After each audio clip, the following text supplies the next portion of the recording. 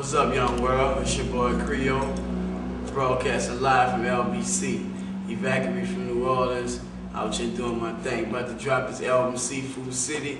Y'all get up on that. Holla at your boy Cre'o, you heard me? So, yeah, we haven't really heard how many people died. Do you know how many people died at Hurricane Katrina? No, not really. To be honest with you, they're not telling the world, but they still finding bodies. They still are? Yeah. Huh. That's terrible, a year later. Because I had friends who doing the construction and doing the cleaning up down there in the city, and they calling and they're finding bodies. You know, but it's not hitting the news, you know. So what do you think then? We having a media problem. I mean, yeah, it's a media problem. The media everywhere else. He got shot. You know, whatever. Right. I can't seem to get him there when the real issues come about in our country. Right. You know, they're supposed to be on that until this thing is resolved, this problem, you know, be taken care of. You know. Yeah, it seems like they should worry about what happened to all those kids who aren't with their parents. At least the kids. So what's happening with those kids? Do you know? The kid, I don't even know, man, to be honest with you.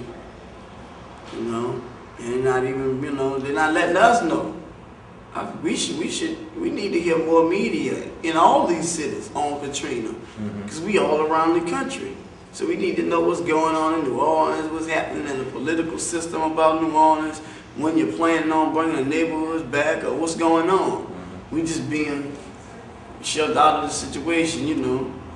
It's been shoved in the corner like everything else. Like, all right, like 911, you know.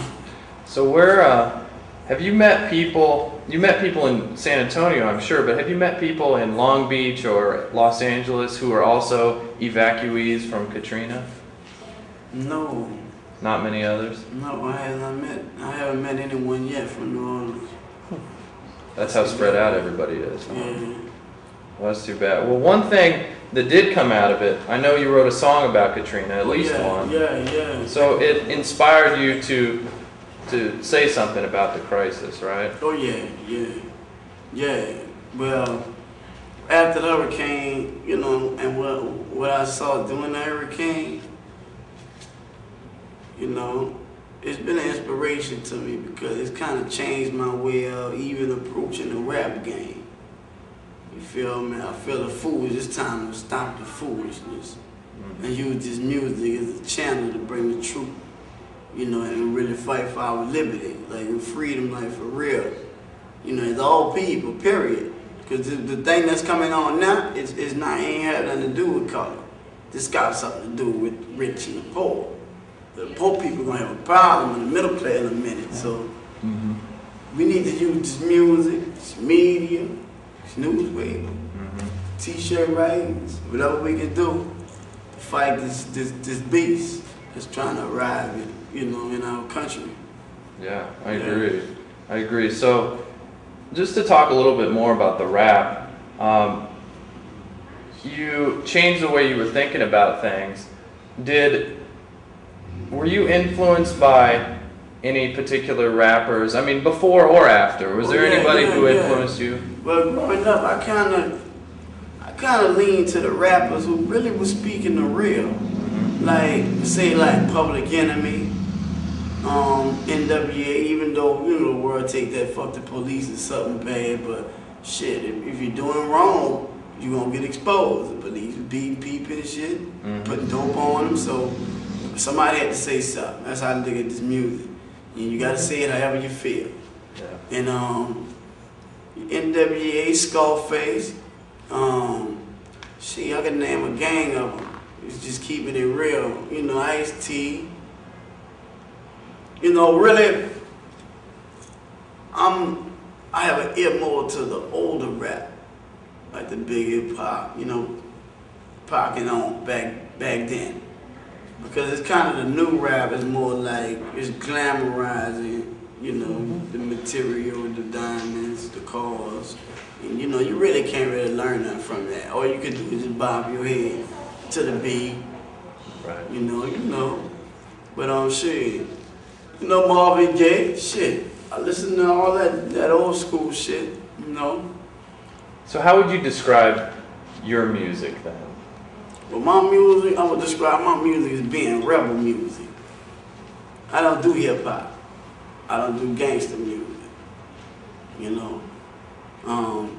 Say my music, well, my music after the hurricane has become rebel music. You know, I'm introducing rebel music to the industry. And rebel music consists of really actual facts and truths that go on in the world. And it's things that people really want to say, but they can't say to the people that sit in power, or the powers that be. So what I do is, you know, I'm an ear to the community. I speak with the community trying to tell the powers that be. You know, and I ever gotta say it. So I call it rebel music. I'm fighting for mine, straight up. You can't take my freedom, my liberty. I gotta have mine. Gotta let y'all know that. Okay, I'll pause it for a second. I wrote the Hurricane song. You know, and that's one of the reality points on the album. The reality songs, you know, because the whole world know. Damn, Hurricane Katrina. So, you know, by me being from New Orleans, you know, I had to write something and say something about the situation, you know, from my point of view. You know, that, and everyone should have their own story. But Cre'o, you know, back to me. I wrote the song, and I decided to do a hurricane relief fund for the song. You know, that, you know, if I was to make anything from the song, that I'll try to help where I can help, you know, during the hurricane or whatever. But as far as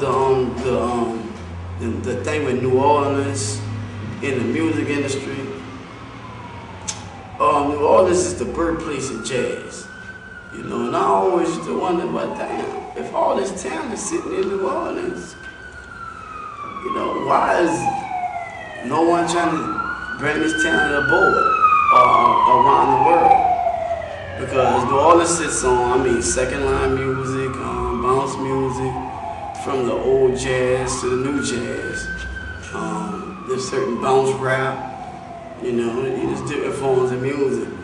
And, you know, pretty much now we should have a chance of getting in the industry, you know, due to the hurricane. So it does have its advantages as well as disadvantages. It has its advantages because I'm in LBC, I'm in Long Beach, right? And I done ran into a couple of plugs out here. I probably would have ran into New Orleans if the hurricane wouldn't have happened. So, man, it's all good, man. Like I told you, we just trying to take one day at a time. I'm going to say what I got to say on whatever I see that's going on to try to inform the people, enlighten them what's going on. And it's what I do. I do it through rap. You may do it through writing books. You may do it through poetry. But we all got to do stuff.